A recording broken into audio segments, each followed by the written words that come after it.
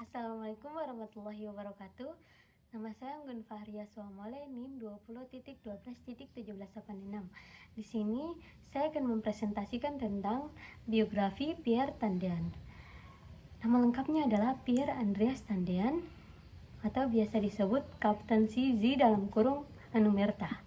Lahir pada 21 Februari tahun 1939, meninggal pada 1 Oktober tahun 1965 pada usia 26 tahun.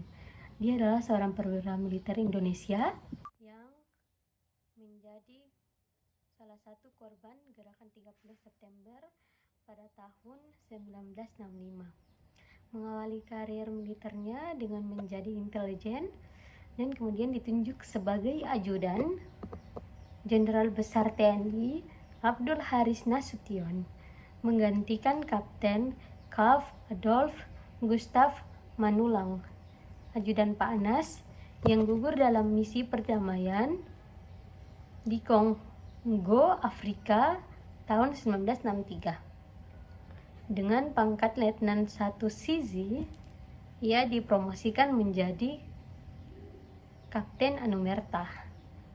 Setelah kematiannya, Tandean dimakamkan di Taman Makam Pahlawan Kalibata dan bersama 6 perwira korban gerakan 30 September lainnya. Ia dapat ditetapkan sebagai pahlawan revolusi Indonesia pada tanggal 5 Oktober tahun 1965. Kehidupan awal Pierre Andreas Tandean terlahir dari pasangan Dr. A.L. Tandean, seorang dokter yang berdarah Minahasa, dan Maria Elizabeth Cornet, seorang wanita Belanda yang berdarah Prancis. Pada tanggal 21 Februari tahun 1939 di Jakarta, Pierre adalah anak kedua dari 3 bersaudara. Kakak dan adiknya masing-masing bernama Mitze Fare dan Roswidiati. Tandean mengenyam sekolah dasar di Magelang, lalu melanjutkan SMP dan SMA-nya di Semarang di tempat ayahnya bertugas. Sejak kecil, ia sangat ingin menjadi tentara dan masuk akademik militer, namun orang tuanya ingin ia menjadi seorang dokter seperti ayahnya atau seorang insinyur. Karena tekadnya yang kuat, ia pun berhasil bergabung dengan Akademik Teknik Angkatan Darat (ATKAD) di Bandung pada tahun 1958.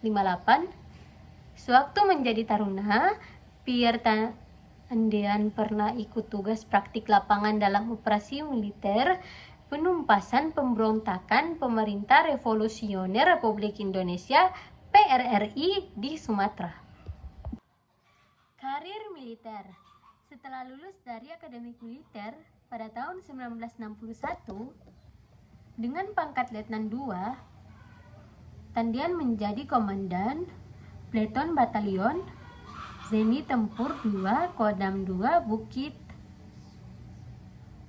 Barisan di Medan. Setahun kemudian, ia mengikuti pendidikan di Sekolah Intelijen di Bogor. Setamat dari sana, ia ditugaskan di Dinas Pusat Intelijen Angkatan Darat di PAD untuk menjadi mata-mata ke Malaysia sehubungan dengan konfrontasi antar Indonesia dengan Malaysia.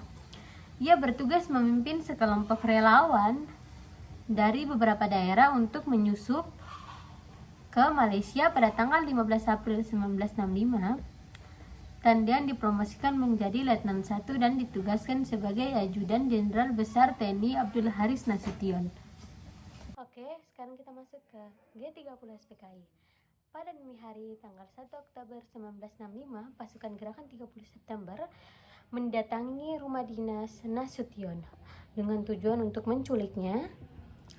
Tandean yang sedang tidur di pavilion yang berada di samping rumah dinas Jenderal Nasution dibangunkan oleh anak sulung sang jenderal, yaitu Yanti Nasution.